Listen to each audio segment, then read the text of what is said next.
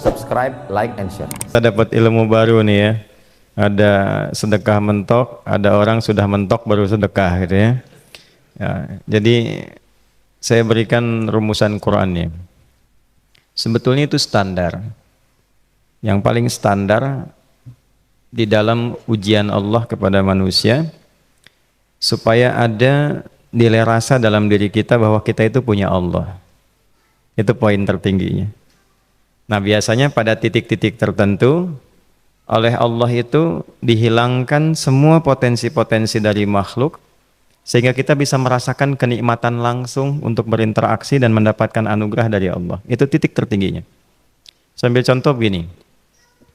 Nabi Zakaria itu yang paling viral di Al-Quran, salah satunya divonis oleh manusia tidak akan mungkin punya keturunan.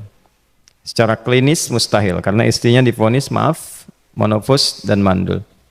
Secara medis semua sudah angkat tangan. Tapi apa yang dilakukan? Nanti ini akan melahirkan rumus di Quran surah kelima Al-Maidah ayat 35. Nanti jadi rumus standar dari apa yang dialami oleh beliau ini.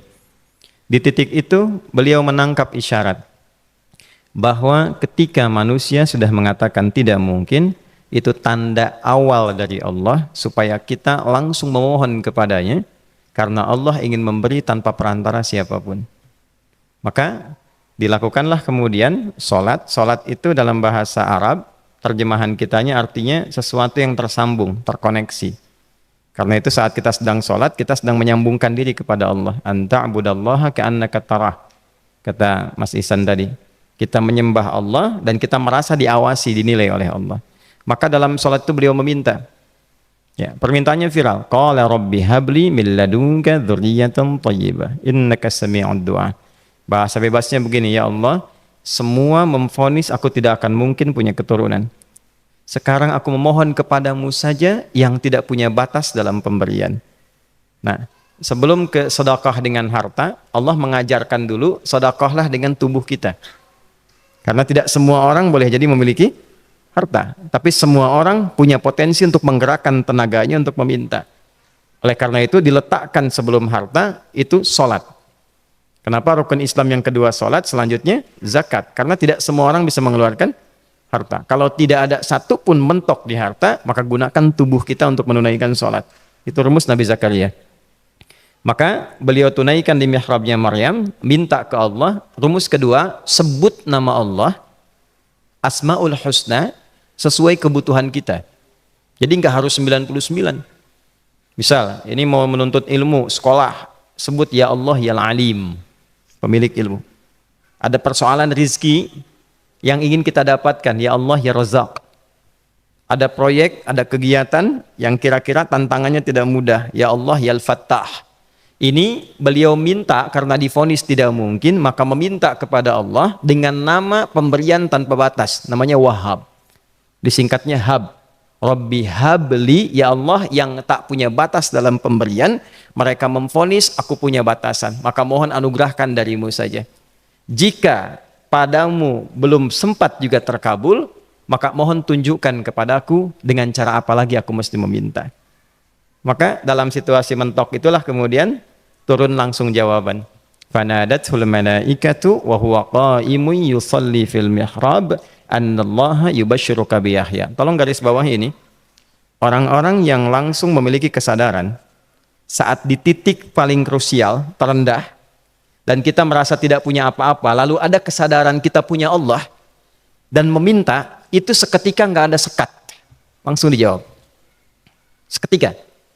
Nah, karena itu biasanya di momen tertentu setiap kita itu pasti mengalami peristiwa itu, apapun bentuknya. Nah, itu kalau sudah sampai ke situ itu kode.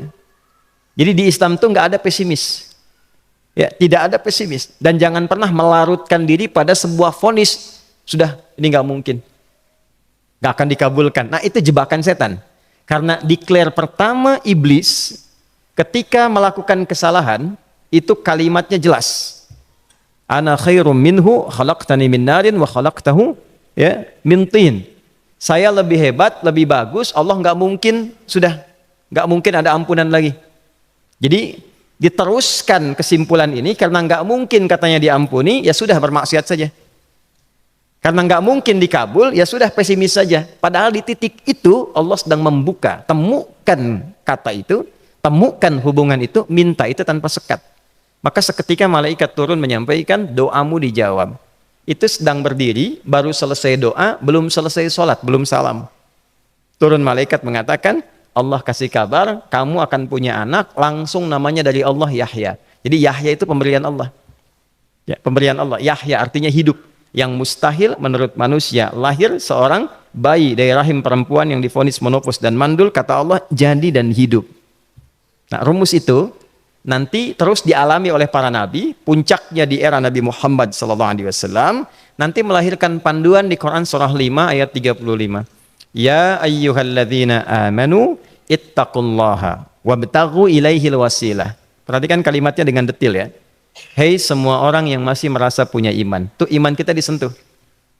Jadi kalau mengalami persoalan di titik nadir, terendah, itu yang disoal oleh Allah imannya dulu. Kamu masih punya iman nggak? Orang beriman nggak mungkin pesimis. Orang beriman nggak akan putus asa. Orang beriman nggak akan bunuh diri. Imannya ditanya dulu. Katanya kau beriman, iman kamu di mana? Kalau masih punya iman, kata Allah, ini ujian dari saya supaya kamu nyebut saya. Katanya ingin mendekat, kata Allah kan? Ittaqullah. Nah ini rumusnya. Wabtaghu ilaihil wasilah. Kalau engkau pengen cepat dapat solusi, maka aku berikan perangkat untuk cepat mengabulkan doamu itu. Perangkat itulah disebut dengan takwa. Nah, takwa itu ada urutan 240 kali disebutkan dalam Al-Quran, dibagi pada 3 segmen. Segmen ibadah ritual, segmen ibadah sosial, satu lagi segmen rumah tangga. Ya, karena itu tinggal cari aja di ibadah ritual, misalnya sholat. Bangun tahajud malam, minta sama Allah, dekatkan diri kita. Salah satu kasusnya Nabi Zakaria. Ya, itu poin yang pertama. Yang kedua nanti ada maliyah sosial, itu yang tadi dipraktekkan, sedekah dengan harta. Ya, tidak harus banyak, yang penting Allah minta apa, ikhtiarkan, nggak akan dilihat berapapun nilainya. Yang dilihat itu ada nggak kemampuan mengimplementasikan imannya, itu poinnya. Titik itu. Ya, yang ketiga nanti di keluarga. Urutan pertama orang tua. Kata Ibnu Abbas radhiyallahu taala anhuma, tidak ada satupun aku melihat amalan tertinggi yang menarik perhatian Allah untuk memberikan ampunan pada orang taubat atau mengabulkan doa dengan cepat kecuali berbakti pada orang tua. Dan kisahnya viral sekali di Al-Bukhari, 3 orang terjebak dalam gua, kemudian tertutup batu besar karena berteduh hujan, tapi tertutup batu besar. Lalu ketiganya mendorong, tidak pernah bisa mengeluarkan tenaga yang mampu mengeluarkan mereka dari batu itu. Gak bisa gerak. Satu di antara 3 orang ini mengusulkan, sudah, ini tanda dari Allah. Jangan gunakan kekuatan kita lagi, kita diminta menggunakan kekuatan yang Allah berikan. Coba kita cari amalan rumus takwa tadi. Satu di antara 3 itu mengatakan, ya Allah, saya punya seorang ibu. Setiap kali saya berangkat kerja, saya akan selalu siapkan hidangan untuk ibu, khusus untuk susu sebelum tidur, itu saya yang minumkan langsung kepada beliau. Itu berlanjut selama hidup saya seperti yang kau ketahui. Satu kali, saya pulang dari kantor, dari pekerjaan, ibu saya sudah tertidur. Sementara susu belum diminum.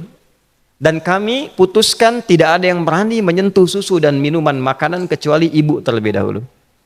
Maka saya putuskan memegang nampan susu di samping ibu yang tertidur dan menunggu beliau bangun. Tiba beliau bangun tengah malam, saya berikan susunya tanpa saya katakan saya telah menunggu cukup lama untuk memberikan susu itu. Ibunya nggak dibangunkan, dibiarkan istirahat dengan nyaman. Begitu bangun, diberikan susu tanpa komen sedikit pun. Nggak bilang, mas betulnya udah lama tadi nungguin deh.